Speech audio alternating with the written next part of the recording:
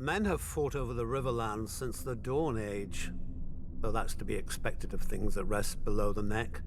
Doesn't help that the Riverlands are between everything and everything else.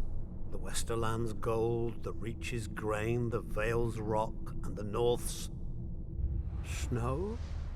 House Mud once ruled as the kings of the rivers and hills, but after 1,000 years their line was exhausted and fell to the Storm Kings, who fell to the Ironborn.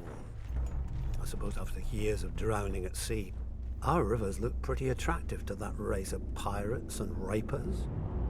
Never mind that their monstrous castle, Harrenhal, was too large to staff and garrison.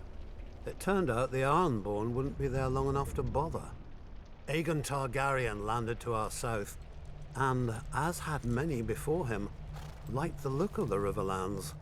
My ancestor Edmund Tully led the desertion of Riverlords to his cause, and was rewarded by getting to watch King Harren burn in his own tower.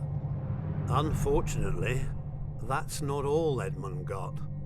House Tully was named the Lords Paramount of the Trident, which means we had to keep in line all those lords who hadn't governed themselves for thousands of years.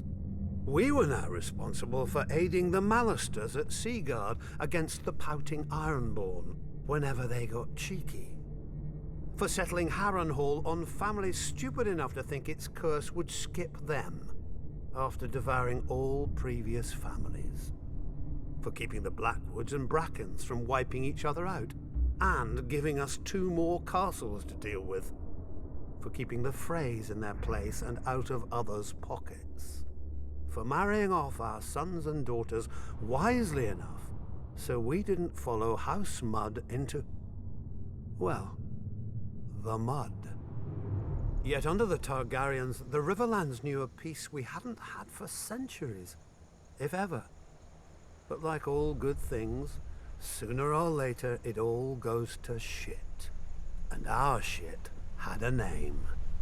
Aerys Targaryen. Westeros has had its share of Mad Kings, but usually they had the sense not to bully more than one powerful house at a time. Aerys soon blundered into a triple alliance. The North, Stormlands, and Vale rose against him. But of course, where do you think most of the blood was spilled? My brother Hoster guaranteed the answer to that with the marriage of my niece to Eddard Stark, the Warden of the North. At least Hoster didn't send her to Robert. So, the Riverlands joined the war against the Mad King, and it was on one of our rivers that Prince Rhaegar died, sealing the fate of his dynasty. Robert was a great soldier and a horrible king.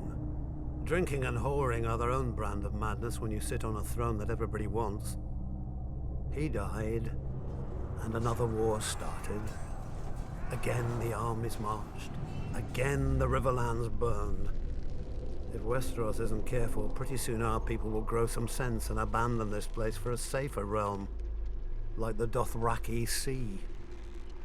I joke, of course. The Riverlands are our home, and God's help us, we love it. Still, as they say, the king eats and the hand takes the shit. The same is true of the Riverlands. The 7 kingdoms piss, and the Riverlands change clothes.